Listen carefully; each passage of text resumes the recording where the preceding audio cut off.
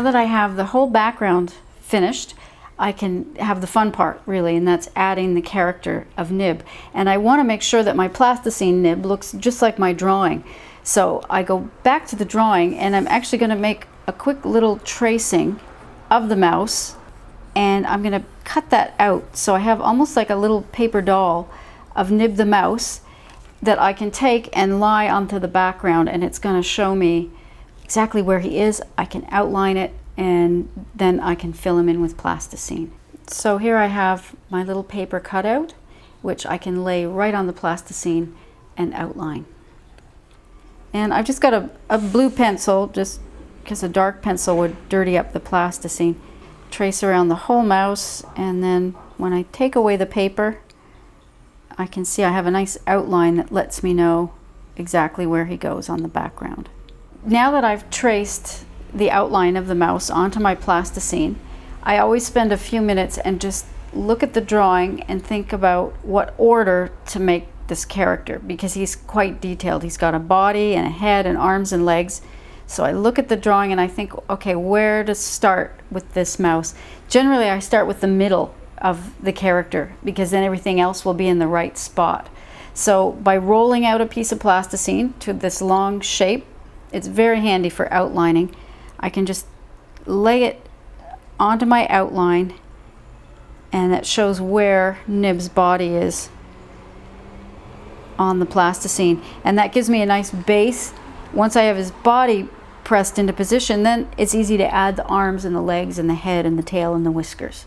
And just take some chunks and fill it in till we have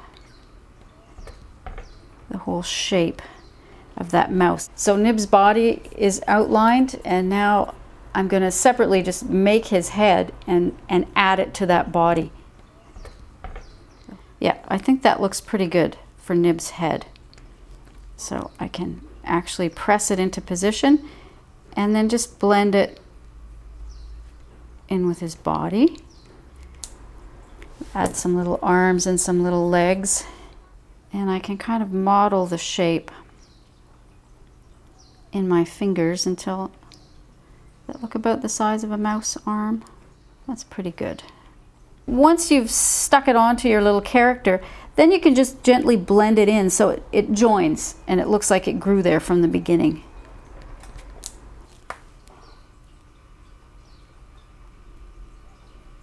And that's about how his leg comes out.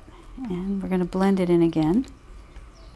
So if we look again at our drawing, we can see that Nib's nice round tummy actually overlaps that leg and that arm that we just made. So we're going to go back in with another piece like that. So you can see it sticks out over that leg and arm, and gently, just so that it sticks. Now we have a nice outline. Now we're going to fill in behind it and blend again. So the picture isn't quite 3D, but it does stick up. It does stick up, especially when we want a nice round mouse. Now you can make a very simple mouse ear, which is again that round snowball shape. Press it flat like a pancake and you have an ear. But if you want to make it a little more realistic, a mouse ear is actually kind of twisted, so you can take that flat piece of plasticine and just kind of pinch it, and that's really looks like a mouse ear. And then gently, so that you don't crush that nice curvy shape, you can just gently press it into position, and then you've got a nice sticking out ear. Now we're gonna just give Nib a little bit of pink color inside that ear. So I've got a little teeny weeny bit of pink, and this is a wonderful little tiny spoon shaped sort of tool. And then again, just with your thumbs or fingers, you can take that pink and just blend it so he's a nice pink inside to his ear. Makes him a little livelier. Let's work on Nib's nose. They always have a little round muzzly sort of bit. So again, it's just a round ball of plasticine. pressed onto his nose and blend it in. If you want to add a little smile to that, the tool I use quite a lot is a very sharp pencil, and I can just draw right into the plasticine and give him a little smile. Now I think his nose should be a little more pink, so I have this nice small piece of pink plasticine, and again it's just another little tiny piece, and add that right onto the end of his nose. He's starting to look more like a mouse. Okay, we'll make it Nib's other leg. There's the shape of his leg, because he's sort of in a running position. That looked good, about like that. Again, we can blend it in, so we just have a little bit overlapping there at the front of his leg.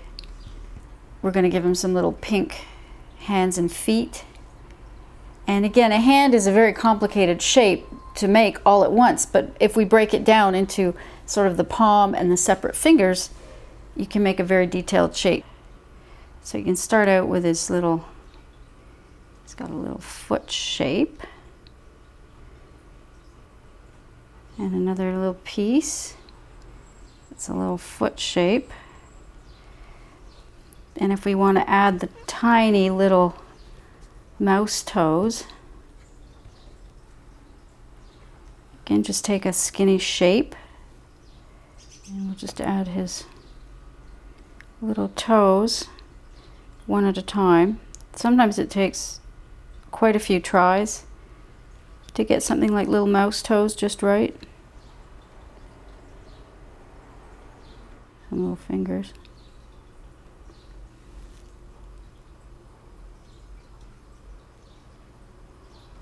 Of course, a mouse needs a tail, and we're going to take a little bit of a lighter color, sort of a mix between his hands and his feet. And tails are really pretty easy to make on a mouse. We just roll out that long shape again. Again, if Nib was an elephant, this could be his trunk, but he's a mouse, so that looks about right. And we just attach it, and then we can just gently lay it into position. If the tail looks right, then you can just lightly pat it down so that it sticks to the board.